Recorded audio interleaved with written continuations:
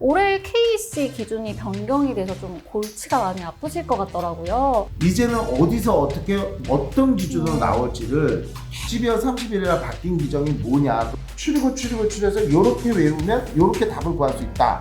이렇게 바뀌었으니 이런 데 좀 주의해라. 좀 맛보기로 좀 설명을 해주실 수 있나요?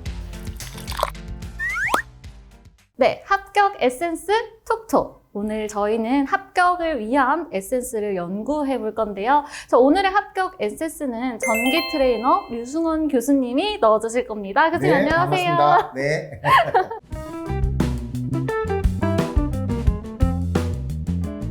네, 바로 전기기사랑 산업기사 준비하시는 분들이 올해 KC 기준이 변경이 돼서 좀 골치가 많이 아프실 것 같더라고요. 네. 그래서 그거를 해결하기 위해서 오늘 모셨거든요.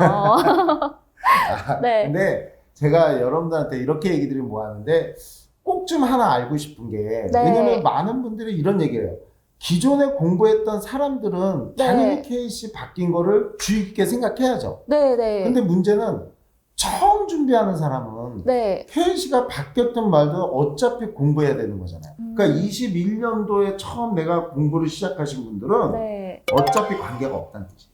다만 이제 기존에 공부했던 네. 사람들만 네. 내가 공부했던 거에 어떻게 바뀌었지? 그러면 이걸 어디는 버리고 네. 어디는 공부해야지? 이게 고민되는 거지.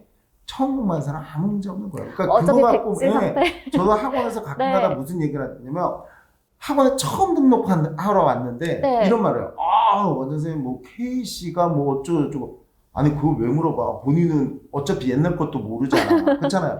옛날 것도 그쵸. 모르면서 왜 바뀐 것도 모르잖아. 네, 그쵸. 그러면 어차피 옛날 거는 신경 안 써도 된다는 얘기죠. 다만 이제 주의할 점은 네. KC가 기존에 있었던 게 20년 12월 31일 날 네. 산자부에서 다시 공표를 했어요. 네. 그러니까 기존에 뭐 작년 한 10월이나 9월서부터 KC로 공부했던 분들도 네. 만약에 그게 이제 12월 31일 전에 네. 공부했던 거면 살짝 바뀌었어요. 뭐 크게 바뀐 건 아니고 뭐 약간 치수가 몇 개 바뀌었거나 용어가 말이 그런 네. 것만 조금 바뀌었기 때문에 그렇게 걱정은 안 하셔도 되지만 네. 12월 31일에 한 번 더 개정됐다. 이렇게만 보시면 될 거예요. 그 개정된 것도 저희가 다 반영을 해서 강의할 때 뭐 추록으로 제공을 하고 설명을 해주시는 거죠? 그렇죠. 그러니까 기존에 가장 이제 저희도 책을 왜냐면 미리 준비를 해야 되니까 네.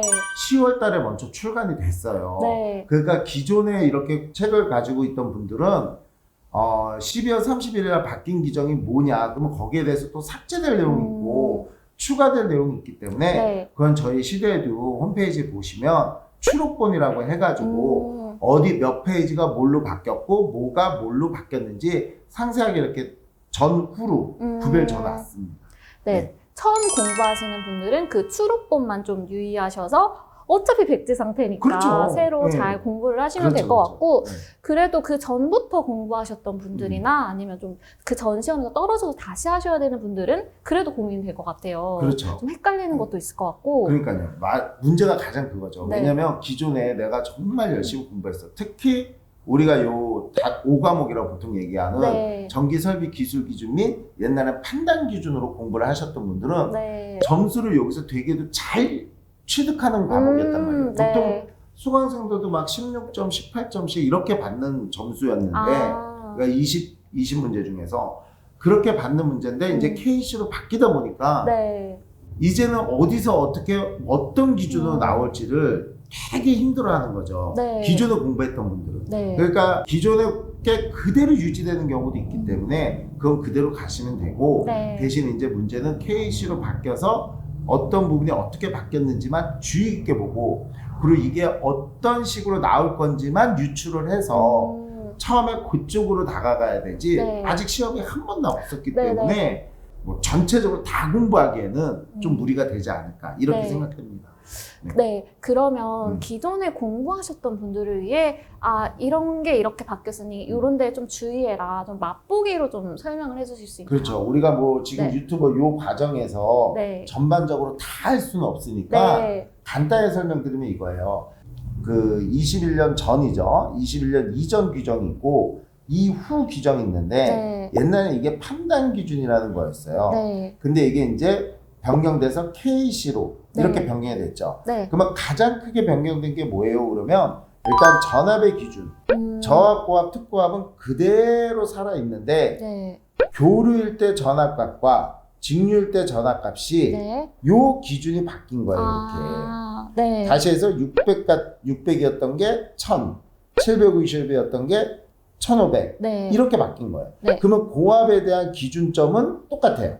그러니까 가장 주의 깊게 볼 거는 저압만 신경 쓰면 되는 거야. 저압이 바뀌었구나. 네. 그리고 예전에는 간단히 얘기하면 요렇게 저압, 고압, 특고압만 나눠졌던 게 네. 요 밑에도 나왔지만 특별 저압이라고 해서 네.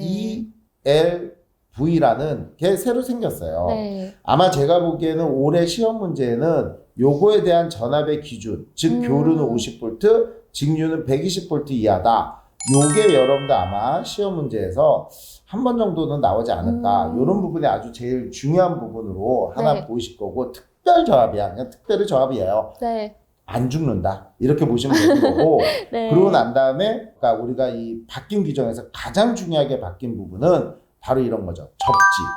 그러니까 우리가 그 이전에는 전부 다 1종 접지, 2종 접지, 3종 접지, 특3종 접지 이렇게 나눠서 네. 공부하기 편하게, 즉 편하게라는 게 무슨 말이냐면 이 규정이 많았어요.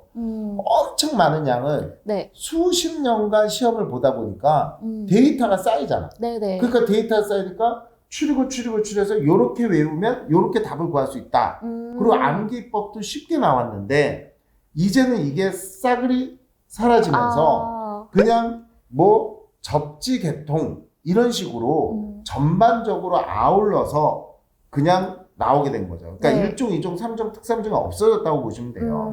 그래서 우리는 각각의 접지를 어떻게 하고 이런 명칭이 어떻게 바뀌었느냐라고 하는 게 가장 중요한 파트가 되겠죠. 네. 그러면 이제 많은 분들이 그럴 거예요. 시험 문제 어떤 게 나올 것 같아요? 라고 얘기한다면 어디든 마찬가지예요. 예전에도 접지 공사를 하게 되면 선의 굵기가 제일 중요했어. 근데 우리가 이제는 뭐라고 얘기하냐면 이렇게 우리가 어떤 전기를 사용하는 부분이 있어요. 이거를 뭐 개통, 노출, 그쵸? 네. 도전성 부분이라는 게 있어요. 이게 뭐냐면 쉽게 해서 모터가 있어요. 네.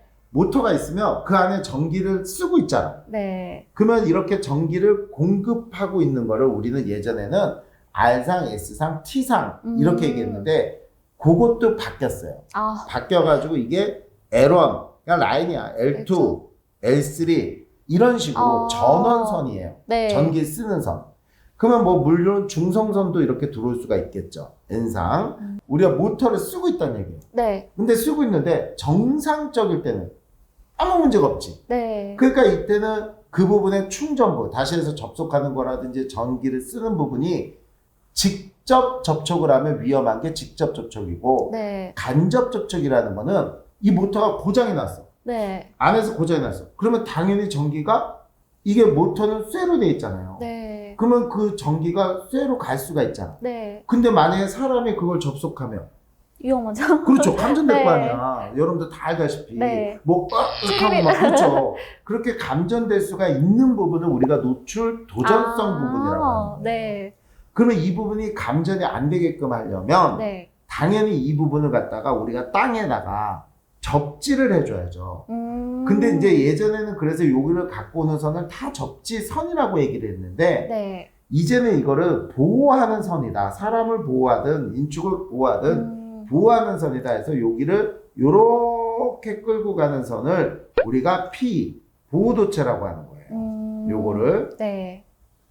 그래서 이렇게 보호도체를 두고, 그러면 여러 개의 또 모터가 있던 어떤 노출 도전부가 있을 거 아니에요? 네. 그러면 이런 부분도 다 이렇게 끌고 와서 이런 데다 한꺼번에 다 모아주는 거예요. 네. 그래서 이거를 갖다가 땅에다가 묻어서 이거를 뭐라고 하냐면 접지선이라고 하겠죠. 그래서 이건 접지 시스템이라고 이제 바뀌고 네. 이런 건 이제 수업을 들으면 하나하나 이제 설명을 해요. 네. 그러면 이거를 이제 접지국으로 땅에다가 묻어준 거야, 이렇게.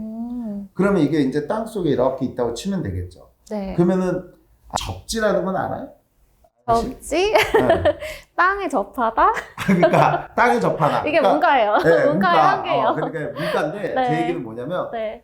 전기를 쓸 때 네. 사람이 감전이 안 돼야 되잖아. 네, 그쵸. 근데 사람이 감전이 안 되게 하는 가장 기본이 땅에다가 네. 감전될 부분을 땅에다 접속을 시켜버리는 거예요. 음. 그러면 지구의 용량이 너무 커서 뭘 갖다 대도 모든 전화를 다 흡수해버려요. 아. 그러니까 우리는 실용상 네. 우리는 대지를 영전으로 잡아버리면 어떤 위험 전화를 다 빨아들이기 때문에 네. 사람은 저항이 있지만 여기에 대해서 엄청 크게 빨아들이니까 저항이 거의 없으니까 우리는 사람에 대한 보호가 가능해지는 거예요. 따라서 우리는 여기를 접지를 해서 네. 우리는 이 부분을 영전이라고 잡아주는 거예요, 이미. 네. 그러면 이게 봐봐요. 새롭게 이제 여러분들의 개념으로 나오는 게 맨날 물어보는 것 중에 하나가 등전이 본딩이 뭐예요? 이런 말이에요. 그런 건 뭐냐면 우리가 옆에 이런 걸 개통이라고 그랬어요. 이런 걸 개통이야. 이런 거 다 수업 시간에 해요. 그래서 이거를 개통 외 도전성 부분이라는 게 있어요. 요렇게. 네. 그러니까 이게 뭐예요? 그러는데 뭐 수도관, 철골 이런 것들은 전기를 쓰는 설비, 전기의 라인은 아니지만 우리가 충분히 전하에 흐르는 도선체가 될 수 있는 거죠. 네네. 그러면 여기도 위험하니까 얘를 갖다가 이거 같은 이렇게 쭉 접지단자 그러면 이거를 여기에서 끌고 와서 같이 묶어주면 또 요것도 서로 간에 보조적으로 연결을 해주면 여기 다 0이랑 연결돼 있잖아. 네. 그래서 전부 다 영전으로 같게 만들어주는 거예요. 그래서 이게 같을 등. 그래서 등 전위.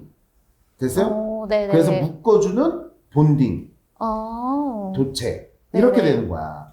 그래서 같은 전위로 만들어주기 위해서 묶어주는 도체다. 네. 라고 하는 게 등전위 본딩이죠. 네. 자, 그러면 이런 것들에 대한 내용을 우리가 앞으로 공부를 하게 되면 네. 시험 문제는 뭐가 나와요? 그러면 네. 당연히 이거예요. 이 선의 굵기, 이 선의 굵기, 네. 이 선의 굵기를 어떻게 선정할 것이냐가 네. 제일 중요한 거죠.